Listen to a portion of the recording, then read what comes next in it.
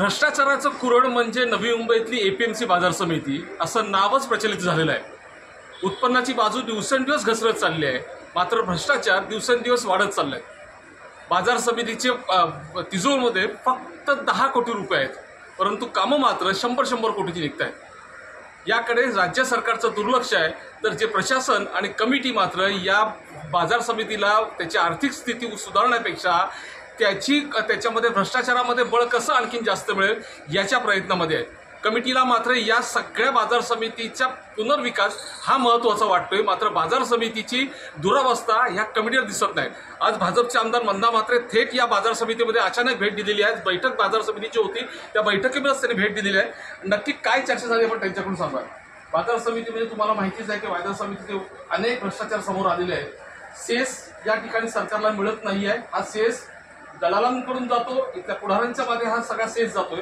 काय तुम्ही नक्की याला करणार आहात? तसं आज मी भेट दिलेली आहे आणि ते पाटील साहेब पहिल्यांदाच इथे अध्यक्ष निवडून आल्याने बरेच गोष्टीवरती डायरेक्टर वगैरे आम्ही चांगली चर्चा केलेली आहे की पुढचं या बाजार समितीमध्ये जे काही कामकाज जे आता तुम्ही बोललात की कोट्यावधीची कामं निघतात पण 10 कोटीच आहेत, तर या सगळ्यांची आज मी बैठक घेऊन त्यांची माहिती घेतलेली आणि पुढच्या भविष्यामध्ये काय करता येईल त्यासाठी आम्ही सगळ्यांचं असं मत पडलं की माननीय मुख्यमंत्र्यांची एक बैठक लावावी आणि या बैठकीमध्ये जे काही प्रश्न असतील, ज्या काही समस्या असतील त्या सोडवण्याचा प्रयत्न करूया। तर उद्याच माझी सीएम साहेबांकडे माझी दुसऱ्या विषयावर बैठक आहे, त्या विषय मी घेणारच आहे।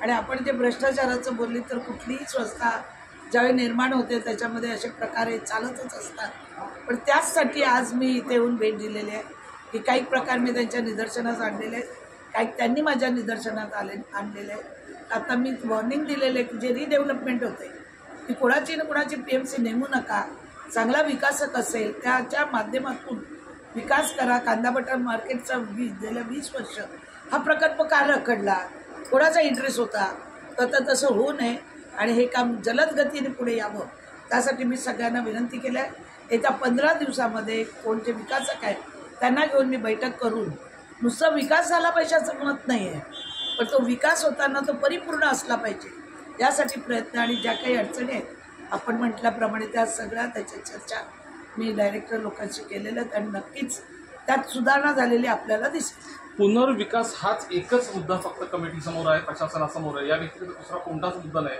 यामध्ये सर्वसामान्य जे व्यापारी आहेत ते मात्र भरले जातात। कांदा बटाट्यामधली अवस्था आहे, कधीही मार्केट कोसळू शकतो, याला सगळ्याला जबाबदार त्यावेळेची कमिटी होती आणि तिथला FSI घोटाळा या सगळ्या गोष्टी आहेत। ह्या मुख्यमंत्र्यांना तुम्ही सांगणार आहात जे PSI जे नेमले गेलेले आहेत हे सगळे ठरवून म्हणजे कमिटी पुढारी या सगळ्यांनी मिळून तुम्ही सगळ्या राजकारण्यांनी मिळूनच हे सगळं ठरवलंय, याच्यामध्ये सगळे भरले जाणार, ते व्यापारी भरले जाणार। आपण मुख्यमंत्र्यांकडे ही दाद मागणार आहे आणि याची चौकशी लावून थांबवणार आहात का? लवकरात लवकर मी याची चौकशी तर मागणार आणि दाद मुख्यमंत्र्यांकडे घेणार आणि जे काही प्रकल्पाचा विकास जो रखडला आहे तो पुन्हा रूटवर कसं येईल त्यासाठी मी सतत प्रयत्न करणार।